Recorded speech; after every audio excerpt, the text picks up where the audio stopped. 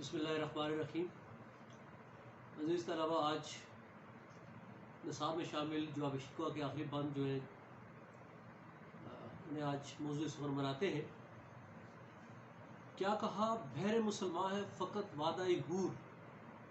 اب یہاں پر وہ شکوہ میں آپ نے پڑھا ہوگا یا پڑھنا چاہیے آپ کو کہ اقبال کہتے ہیں کہر تو یہ ہے کہ کافر کو ملے حور و قصور، کہ یہ ظلم کی انتہا ہے کہ وعدہ ہم سے کیا گیا کہ ہمیں حور و محلات ملیں گے، لیکن وہ کافروں کو میسر ہے اور ہم اس سے محروم ہیں۔ تو یہ اس پس منظر میں بات ہو رہی ہے۔ کیا کہا بہر مسلمان فقط وعدہ حور، شکوہ بے جا بھی کرے کوئی لازم تو ہے شعور۔ تم کیا کہہ رہے ہو؟ اللہ پاک کی طرف سے سوال اٹھایا جا رہا ہے، کیا کہہ رہے ہو کہ مسلمانوں کے ساتھ صرف یہ وعدہ ہے کہ انہیں حور میسر آئے گی، انہیں محلات میسر آئے گی؟ یہ صرف وعدہ ہے، اسے وفا نہیں کیا جا رہا۔ شکوہ بے جا بھی کرے، اگر کوئی غلط شکوہ کرتا ہے، شکایت کرتا ہے، تو اسے کم از کم شعور کو پیش نظر رکھنا چاہیے۔ کیوں؟ عدل ہے فاطر ہستی کا ازل سے دستور، کائنات کو بنانے والے کا، فطرت کو تخلیق کرنے والے کا ازل سے یہ دستور ہے، قانون ہے کہ اس کے ہاں انصاف ہے۔ اللہ پاک کبھی نا انصافی نہیں کرتے۔ کیوں؟ مسلم آئی ہوا کافر تو ملے حور و قصور۔ جو وہ لوگ جو غیر مسلم ہیں لیکن اسلامی روایات، اسلامی طور طریقے اپنا لیے، تو اللہ پاک نا انصافی نہیں کرتے۔ تو یہی سبب ہے کہ آج حور و قصور، محلات اور دنیا کی آسائشیں ان کا مقدر ہے۔ آپ دیکھ لیجئے سچائی کہ ہم دعوے دار ہیں، برائی سے لا تعلقی کا ہم اعلان کرتے ہیں، برے اعمال سے ہم یعنی ہمارا دین ان کی نفی کرتا ہے کہ برائی کی طرف راغب نہ ہو۔ لیکن دیکھ لیجئے کہ ہم سچ بات کہنا بھول چکے، حق بات کہنا بھول چکے، ہماری روایات جو ہیں ہم ان کی پاسداری نہیں کر رہے، احکام خداوندی کو بھلا بیٹھے۔ ہم سائے کس طرح سے زندگی بسر کرتے ہیں ہمیں کچھ معلوم نہیں، انسانیت کس طرح سے سسک کر جی رہی ہے ہمیں اس سے کچھ تعلق نہیں۔ نظر آتا ہے تو صرف اپنی ذات، اور دعویٰ ہم کریں مسلمانی کا، یہ انداز مسلمانی نہیں ہے۔ لیکن اس کے برعکس آپ یورپ کو دیکھ لیجئے، آپ اغیار کو دیکھ لیجئے، وہاں پر ان کی روایات و اقدار میں کیا ہے؟ جھوٹ بولنا جرم ٹھہرا، انصاف کا بول بالا ہے، بلا رنگ و نسل ہر ایک کے ساتھ فلاحی ریاست کا ایک تصور موجود ہے۔ لیکن ہمارے ہاں باتیں تو بہت اچھی کی جاتی ہیں، انتہائی معذرت کے ساتھ ہمارے وہ صاحب اختیار و اقتدار اور وہ لوگ جن کی بات معاشرے میں سنی جاتی ہے یا سنی جانی چاہیے، لوگ ان کی باتیں سنتے ہیں، ان پر عمل نہیں کرتے۔ وجہ کیا ہے؟ قول و فعل میں تضاد ہے۔ تو یہی کہہ رہے ہیں، اللہ پاک یہاں فرما رہے ہیں کہ مسلم آئی ہوا کافر تو ملے حضور، تو ملے حور و قصور۔ تو یعنی کہ وہ لوگ جو احکام خداوندی یا انسانیت کی تعظیم و تکریم کرتے ہیں، انہیں دنیا کی آسائشیں ضرور مقدر ہے۔ تم میں حوروں کو چاہنے والا ہی نہیں۔ کیا ہے مسلمانوں؟ تم میں کوئی حوروں کی طلب کرنے والا، رکھنے والا ہے، کرنے والا ہے؟ مقصد کیا ٹھہرا؟ مقصد کیا کہ کیا تم لوگ اس منزل کو پانے کے لیے اپنی روایات کی پاسداری کر رہے ہو؟ کیا تم وہ تم کوشش کاوش کر رہے ہو جس کی جستجو ایک مسلمان کا شیوا ہونا چاہیے؟ قطعی نہیں۔ آگے اس کی وضاحت کس طرح سے ہو رہی ہے؟ جلوہ طور تو موجود ہے، موسیٰ ہی نہیں۔ حضرت موسیٰ علیہ السلام تجلیات الہی کو دیکھنے کا ایک جذبہ رکھتے تھے، جذبوں کی شدت رکھتے تھے، تو انہیں جلوہ طور میسر آئے۔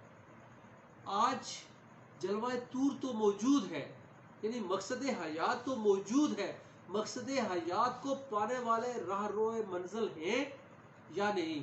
تو ہم دیکھتے ہیں کہ ہم سب من حیث القوم اچھے مستقبل کی جو ہے وہ خواہش تو رکھتے ہیں، لیکن اس مستقبل کو پانے کے لیے جو جستجو چاہیے، جو جذبوں کی سچائی چاہیے، جو راست گوئی چاہیے، اس جانب ہم قطعی دھیان نہیں دیتے یا اسے قطع نظر کرتے. آگے دیکھیے گا، تو نہ مٹ جائے گا ایران کے مٹ جانے سے، نشہ میں کو تعلق نہیں پیمانے سے. ایران آپ نے دیکھا کہ ایک تہذیبی اور تاریخی پس منظر رکھتا ہے، اور مسلمان جو فاتحین نے انہوں نے فتح کیا، اور اس کی اپنی ایک روایات و اقدار تھی. تو اقبال کے زمانے میں جو ایران تھا وہ یوں کہہ لیے کہ اغیار کے قبضے میں چلا گیا. تو یہ مسلمانوں کے لیے ایک کہہ لیں کہ یقیناً اضطراب کی بات تھی کہ ان سے ایک بڑا حصہ چھن گیا یا اس پر اغیار نے قبضہ کر لیا. تو اس پس منظر میں اقبال کے ہاں ایک تصور ملت ابھرتا ہے. یاد رکھیے گا، میں اکثر ذکر کرتا ہوں کہ قومیت کا تصور ہے. قومیت جغرافیے میں بند ہو جاتی ہے، مثلا پاکستانی قوم، لیکن جب ہم ملت اسلامیہ کی بات کرتے ہیں تو پھر جغرافیہ کی حدود و قیود ختم ہو جاتی ہے. تو امت مسلمہ یعنی کہ مسلمان جہاں جہاں بستے ہیں، یعنی کہ ایران اگر مٹ گیا تو اس کا مطلب یہ نہیں کہ خدا نخواستہ مسلمان جو ہے وہ ختم ہونے کو ہے یا وہ مکمل زوال پذیر ہو چکے. ایسا نہیں ہے. کیوں؟ نشہ میں کو تعلق نہیں پیمانے سے. جو شراب کا نشہ ہوتا ہے اسے اس قطعی اس چیز سے غرض نہیں کہ کس پیمانے میں کس پیالے میں پیا جا رہا ہے.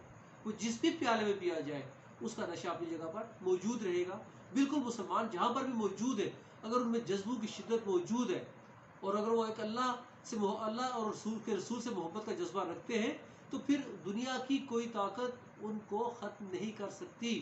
یہ بات تو طے ہے کہ قیامت شریعت محمدی پر آئے گی، یعنی کہ اللہ کا دین آخر میں بھی سرخرو ہے. تو لہٰذا یہ بات سوچیے کہ یہ ایران کے مٹ جانے سے جو ہے وہ خدا نخواستہ ملت اسلامیہ کی جو سلامتی ہے اس کو کوئی خطرہ ہے یا یورش تاتار کے افسانے سے پاسباں مل گئے کعبے کو صنم خانے سے. اب یہاں دیکھیے کہ بڑی بات کی جا رہی ہے کہ تاتاریوں نے، منگولوں نے مسلمانوں کی زندگی کو عذاب مسلسل بنا کر رکھ دیا گیا. تاریخ اس بات کی گواہ ہے کہ جب وہ بغداد اور مسلمانوں کے ان علاقوں میں پہنچے جہاں پر ان کی جو کہہ لیں کہ سلطنت، ان کی مملکت بام عروج کو چھو رہی تھی، تو وہ علمی اعتبار سے، تاریخی اعتبار سے بڑی حیثیت رکھتے تھے. انہوں نے ان کو تمام سلطنت کو نیست و نابود کیا. اب بغداد کو جب انہوں نے تباہ کیا تو بغداد کہتے ہیں کہ اس کی دریا کی جو سیاہ تھا اس کا رنگ، اس کا کتنے دن جو ہے وہ سیاہ رہا، یعنی کہ کتابیں وہاں پر اتنی پھینکی گئی. مسلم کھوبیوں کے مینار جو ہے وہ چنگیز خان کی اولاد نے بنائے، ہلاکو خان نے بنائے. لیکن کیا ہوا؟ اللہ پاک جو ہے وہ وہی اقوام جن کے اندر سے کہہ لیجیے کہ ظلم و بربریت کے وجود پاتی پنپتی ہے، وہیں سے وہ جو ہے وہ خوبصورت شگوفے بھی جو ہے نا ان کو جو ہے وہ کوپلوں کی صورت ہمیں سامنے نکلتے دکھائی دیتے ہیں. وہ کیا کہہ رہے ہیں؟ یورش تاتار، کہ جو تاتاریوں کا جو ظلم و ستم ہے، جو ان کے حملے ہیں، ہم دیکھتے ہیں کہ اس کے پس منظر میں اس کی قوم میں سے ایسے مسلمان پیدا ہوتے ہیں جو کہ اسلام کے محافظ بن بیٹھتے ہیں.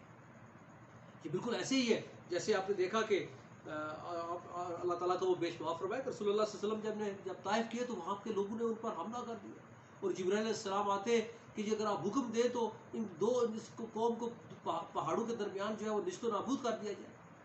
آپ صلی اللہ علیہ وسلم کہتے نہیں، اگر یہ ہدایت نہیں پا رہے تو ہو سکتا ہے آنے والے نسلوں میں جو ہے کچھ لوگ ایسے پیدا ہوں جو اسلام کے محافظ ہوں.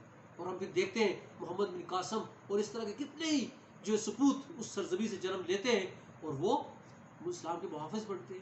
آگے دیکھیے پھر پاسباں مل گئے کعبے کو صنم خانے سے، کہ وہ لوگ جو بتوں کی پرستش کرتے تھے، بتوں کی پوجا کرتے تھے اور اسلام کا نام سننا گوارا نہیں کرتے تھے، انہی کی نسلوں میں سے ایسے لوگ وجود پاتے ہیں، ایسے لوگ جنم لیتے ہیں جو اسلام کے محافظ ہوتے ہیں، کعبے کے محافظ ہوتے ہیں.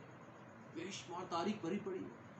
آپ دیکھ لیجئے حضرت خالد بن ولید ایسا کون مارکت اور سپہ سالار ہوگا جنہوں نے اسلام کو دنیا کے گوشے گوشے تک پہنچانے کے لیے اپنی تمام جو ہے صلاحیتوں کو بروئے کار لائے، اور آپ رسول اللہ صلی اللہ علیہ وسلم نے سیف اللہ کا لقب دیا.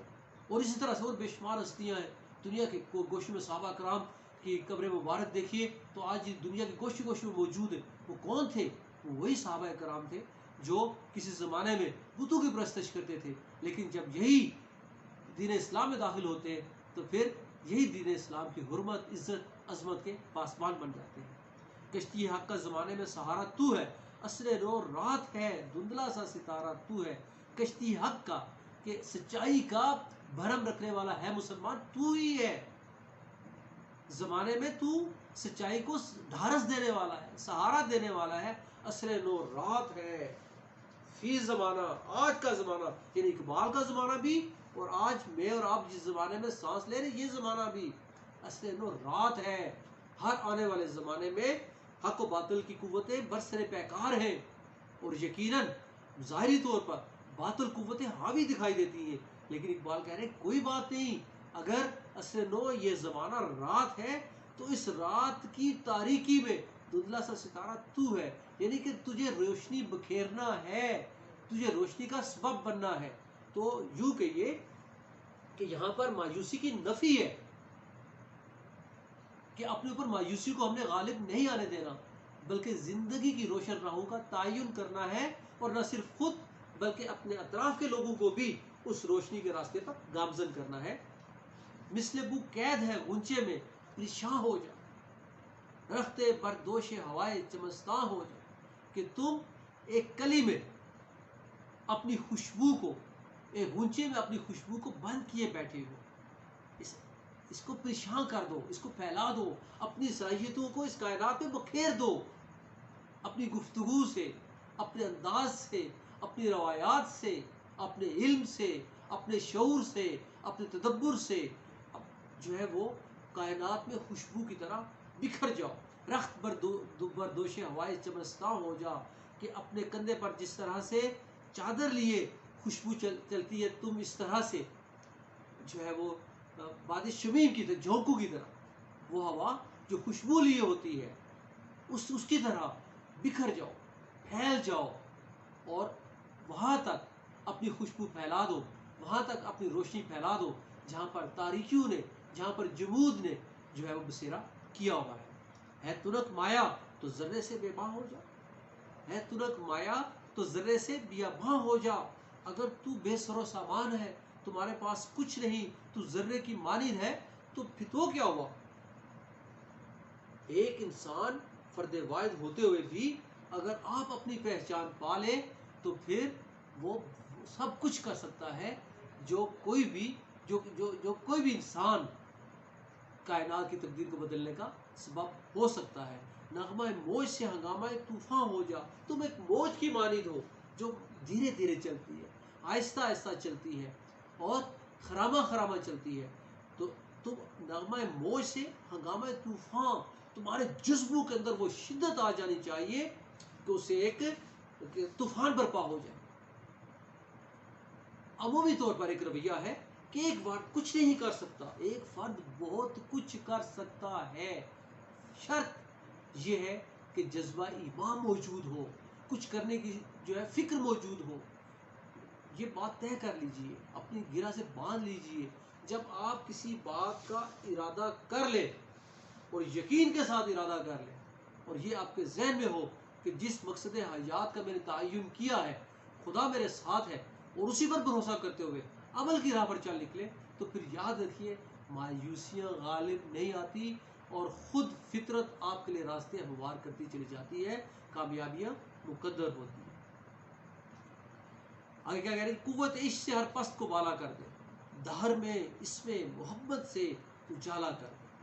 قوت عشق بہت بڑی قوت ہے، بہت بڑا محرک ہے۔ اقبال کے ہاں میں نے جیسے پہلے آپ سے ذکر کیا تھا، عشق کو ایک بڑے نظریے کے طور ہمارے سامنے آتا ہے، اور جب انسان قوت عشق، قوت ایمان، دوسرے لفظوں میں یوں کہیں، قوت ایمان کو، قوت عشق کو اپنے دل میں جگہ دے لیتا ہے، تو پھر یاد کر رکھیے اس بات کو، طے کر لیجیے اس حقیقت کو کہ پھر انسان کے دل میں اللہ کی محبت قیام کرتی ہے، تو پھر دنیا کی کوئی بھی بڑی طاقت اس کے سامنے کچھ حیثیت نہیں کرتی۔ اور پھر کیا کہہ رہا ہے کہ تم اپنے اندر جو قوت ایمانی پیدا کرو گے، قوت عشق پیدا کرو گے، ہر پست کو، وہ لوگ جو مفلوق الحال ہیں، مایوس ہیں، زندگی کا مقابلہ کرنے کی صلاحیتوں سے غافل ہو، جب مغلوب ہو چکے ہیں، یعنی کہ زندگی کی تلخیوں کے زیر اثر آ چکے ہیں، زندگی کی تلخیوں ان پر غالب آ چکی ہیں، تم انہیں اپنے قوت عشق سے ڈھارس دو، سہارا دو، پھر کیا ہوگا؟ دھار میں اس پہ محمد سے اجالا کر دو۔ عشق کے لیے جہاں عشق الہی ہے، عشق رسول اللہ بھی اتنا ہی ضروری ہے۔ دنیا میں اگر انسان عشق رسول اللہ صلی اللہ علیہ وسلم کو اپنے دل میں جگہ دیتا ہے تو پھر یاد رکھیے کہ اس کی صلاحیتیں پوری کائنات میں اجالے کی صورت ظاہر ہوتی ہے۔ یہ ایک بہت بڑی حقیقت ہے، اور یہ بات ذہن میں رکھیے گا۔ اقبال عشق رسول اللہ میں رچے ہوئے انسان تھے، ان کی جب بھی ان کے سامنے روایات موجود ہیں، ریفرنس موجود ہے کہ ان کے سامنے ذکر رسول اللہ ہوتا تو بسا اوقات ان کی ہچکی بن جاتی، کہ ایک جگہ پر میں نے پڑھا کہ ان کی جو ریش مبارک ہے، داڑھی مبارک ہے، وہ بھیگ جاتی آنسو کی شدت سے۔ تو یہ کہنے کا، اور دیکھ لیجئے اگر میں اس کا یوز کڑی کو آپس میں جوڑوں، کہ وہ عشق رسول اللہ میں رچے ہوئے انسان تھے، اور اس سبب دیکھ لیجئے کہ آج انہیں اس دنیا سے گئے برسوں بیت گئے، لیکن آج بھی اقبال روز اول کی طرح اسی طرح سے اپنے اجالے بکھیر رہا ہے، اور جب تک یہ کائنات موجود ہے وہ بکھیرتا رہے گا۔ وجہ کیا ہے؟ کہ ان کی شاعری عشق رسول اللہ سے رچی ہوئی ہے، اور قرآن و حدیث کی رہنمائی میں وجود پاتی ہے۔ ہر کوئی مست ذوق تن آسانی ہے، تم مسلمان ہو، یہ انداز مسلمانی ہے۔ پہلے کیا کہا گیا؟ ایک بات حقیقت کی طرف اشارہ کیا گیا، پھر سوال اٹھایا گیا، ہر کوئی مست ذوق تن آسانی ہے، کہ ہر ایک شخص نے تن آسانی کی، کاہلی کی، سستی کی، حقائق زندگی سے فرار کی راہ اختیار کر رکھی ہے۔ وہ یہ تصور کیے ہوئے ہیں، معذرت کے ساتھ عزیز طلبہ آپ بھی اور ہمارے نوجوان اب آج کی اس دنیا میں حقائق کی دنیا سے آنکھیں چرانے کی کوشش کرتے ہیں، سب نہ صحیح لیکن بحثیت مجموعی بات کر رہا ہوں۔ تو کہہ رہے ہیں کہ یہ تن آسانی کی جو ہے نا جی، میں شراب یہ پی رکھی ہے، اگر آپ یہ کامیابی اور سرخروئی چاہتے ہیں تو اس کے لیے پھر آپ کو چاہیے کہ حقائق کی طرف تشریف لائیں۔ تو مسلمان ہو، یہ انداز مسلمان ہی ہے، یہ مسلمان ہے، یہ انداز مسلمان کون ہے؟ جو تو دو کوشش کاوش پر ایمان رکھتا ہے، حیدری فکر ہے، نئے دولت عثمانی۔ کیا تم حضرت علی کا نام تو لیتے ہو، ان کی روایات سے منسلک ہونے کے دعوے تو کرتے ہو، کیا ان جیسی درویشی ہے؟ کیا ان جیسی قناعت ہے؟ نئے دولت عثمانی ہے، نہ تمہاری دولت حضرت عثمان جیسی ہے۔ یعنی کہ تم دولت رکھتے ہوئے بھی حضرت عثمان کا سا رویہ نہیں رکھتے۔ مقصد کیا ٹھہرا؟ کہ تم لوگ وہ جیسے آپ نے دیکھا ہوگا کہ قرآن پاک میں کیا ارشاد ہوتا ہے کہ تم میرے دیے گئے مال میں سے خرچ کرو، اور ہم کیا کرتے ہیں جی؟ اب اللہ کے دیے ہوئے مال کو یہ سمجھتے ہیں یہ ہمارا مال ہے، اللہ کی راہ میں نہیں کرتے۔ تو نئے دولت عثمانی ہے، تم دولت تو رکھتے ہوئے بھی ان سا دل نہیں رکھتے کہ اپنی دولت کو اللہ کے بندوں کے لیے اللہ کی راہ میں خرچ کرو۔ تم کا اسلاف سے کیا نسبت روحانی ہے؟ تم کا اپنے اسلاف سے روحانی کوئی نسبت نہیں ہے۔ اسلاف کی ساتھ نسبت کے وراثت کے دعوے تو کرتے ہو کہ ہم کیا قوم تھے، ہماری قوم، ہمارے آباء و اجداد نے دنیا میں کیا فتوحات پائی، علم کے کن مینار جو ہیں وہ بڑے مینار کیا ان کا مقدر تھے، لیکن کیا تم قاری ان سے کوئی روحانی نسبت بنتی ہے؟ نہیں۔ وہ زمانے میں معزز تھے مسلمان ہو کر، وہ مسلمان ہو کر معزز ہوئے، کیوں؟ انہوں نے اقدار و روایات پر عمل کیا، اور تم ہار ہوئے تارک قرآن ہو کر، یعنی کہ تارک قرآن ہو کر قرآنی تعلیمات سے غافل ہوئے، اور پھر رسوائی مقدر ہے۔ عقل ہے تیری سپر، عشق ہے شمشیر تیری۔ یاد رکھیے گا اقبال کے ہاں عقل و عشق ایک بڑے نظریات کی صورت سامنے آتے ہیں، جہاں پر عقل کے مقابل جو ہے وہ عشق ظاہر ہے اس برتر ٹھہرتا ہے، لیکن یہاں پر وہ کیا بیان کریں؟ عقل ہے تیری سپر، عقل تیری ڈھال ہے، یعنی کہ تو نے زمانے کے نظریات، معاملات، روایات کے مقابل اپنی عقل کو استعمال کرنا ہے۔ عشق ہے شمشیر تیری، اور عشق سے پھر عشق کی تلوار سے تو نے اپنی منزلوں کی جستجو کرنی ہے، کامیابیاں پانی ہے۔ میرے درویش خلافت ہے جہانگیر تیری۔ یہاں پر نیابت الہی کا ذکر، وہ نائب ہے نا اللہ کا، کہا گیا نا کہ اللہ پاک نے انسان کو اپنا نائب بنایا۔ نائب بنانے سے مراد کیا ہے؟ کہ وہ اپنی وہ صلاحیتیں اپنے اندر پیدا کرے کہ وہ چلتا پھرتا جو ہے وہ اللہ کا نائب ہونے کا نمونہ نظر آئے. وہ اقبال خود نہیں کہتا قہاری ہو، غفاری ہو، قدوسی ہو، جبروت، یہ 4 عناصر ہوں تو بنتا ہے مسلمان. یعنی کہ مسلمان میں یہ صفات ہونا ضروری ہے، تب جا کر وہی کوئی نائب ہونے کے جو حق ادا کر سکتا ہے. ما سوائے اللہ کے لیے آگ ہے تکبیر تیری، کہ تم اللہ کے سوا، یعنی کہ اللہ کے سوا جو لوگ عبادت کرنے والے ہیں اللہ یا ان کی بتوں کی یا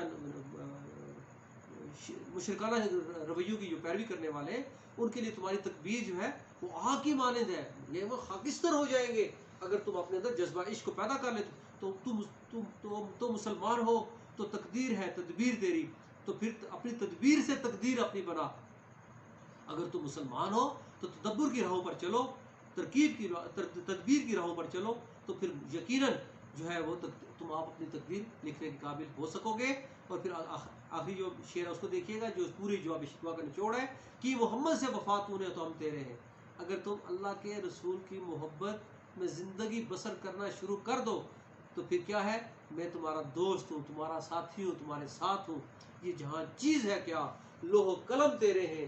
پھر دنیا تو تمہارے نام ہے ہی ہے، یہ ہیچ ہو کر رہ جاتی ہے، بے معنی ہو کر رہ جاتی ہے، اس کا کوئی مقام نہیں، اس کی کوئی حیثیت نہیں. تو پھر کیا ہے، لوح و قلم تیرے ہیں، تختی بھی تمہاری ہے، قلم بھی تمہارا ہے، خود آپ اپنی تقدیر لکھو.